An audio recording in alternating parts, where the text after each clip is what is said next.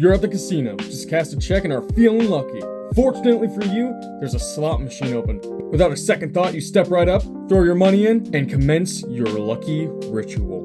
It's never failed you before. You're the one at the wheel now. It's all up to you. And with a deep breath, you cry out, "Let's go gambling!" Now you're bound to win, right? Right? Welcome to one of psychology's most infamous and common cases, the illusion of control.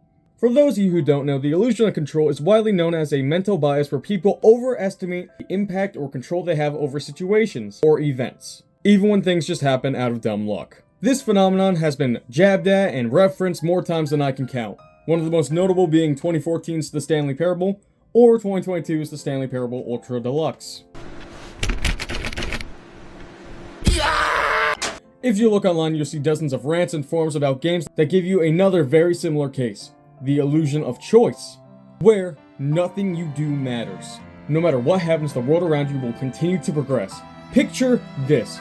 You're standing in a room, 2 doors on either side. You don't know how you got there, but that's not what's on your mind right now. All you have now is a singular choice, the left door or the right. Regardless of the circumstance, you take a breath and make your choice. Maybe you go for the right is always right mantra, or maybe you feel sorry for the left-handed side of the population. No matter what, the moment the door clicks behind you, on the other side, there's something very wrong. Both the doors led to the exact same room. Now, on the other side of those walls, you start to wonder, did it even matter? Are any of my actions predetermined? Was it just fate? So, with that long-winded explanation out of the way, it's high time I present to you a game, one that dare I say might be the scariest of them all. One where your choices have no effect. One where if you put the controller down, 9 times out of 10, the story won't even care. Can you imagine it? Your friends, your enemies, watching you in silence, acting like nothing is wrong. It's a chilling thought. Even when you're playing, and you're in full control, nothing's going to change, even if you fail a dialogue option or don't react fast enough. Welcome to Minecraft Story Mode. Being made by Telltale Games, Minecraft Story Mode is an episodic point-and-click story game, similar to other games like The Walking Dead and Batman respectively. In the game, you play as Jesse, a huge fanboy of a group called the Order of the Stone. Jesse and his friends are driven into an adventure after stumbling upon a creepy old man's basement, where he's preparing to build a wither stronger than anything the Minecraft series has ever seen. Now, I want you to think about that. A wither composed of soul sand and skulls, literal corpses chasing you, and everyone you care about across the globe. No matter where you go, how fast you run, it will find you. And still, when faced with all this devastation and absolute horror, you have no choice. You can miss more and more events, and the universe will keep driving you further into this adventure, over and over again. You're nothing more than a puppet, just a husk of a human. The only times where you do have control is when somebody is going to die. The game lulls you into thinking that your choices don't matter, and then pulls the rug out from under you, and suddenly one of the founding members of the Order of the Stone are dead. Their death are on your blocky hands. Can you live with that? No, of course not.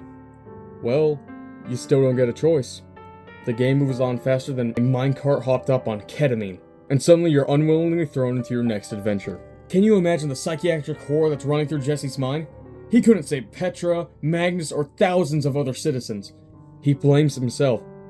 It's his fault because he didn't stop Axel, even though Jesse knows that you tried to. You pressed that button. You told him to put it back.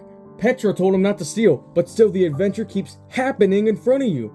And Jesse has to suffer all the more. Just look at his face. He knows he's not in control anymore. The moment you boot up this game, his life as he knew it was stripped away from him. He's not only a puppet on an adventure, but to you. You force him to act out. You force him to make the tough decisions. Or you don't and they still end up happening. No matter what you do, you and Jesse are stuck along for the ride. Forever locked into this adventure with no end, episode after episode.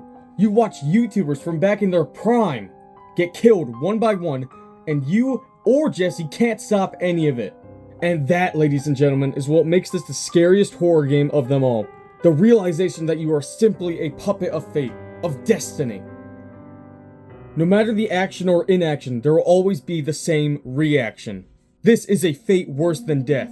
Worse than body snatchers or dudes with hockey masks. No, this is true horror. Well, hey, I hope you guys enjoyed my second Halloween special. I know it's pretty dumb, but I had a lot of fun replaying this game with my friends and... Johnny. I don't understand!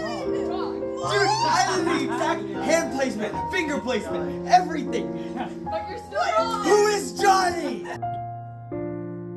I just thought it was funny more than anything else. It's okay if it's not. Anyways, I hope you guys have a great rest of your night and consider subscribing. Alright, I'll catch you later. Bye.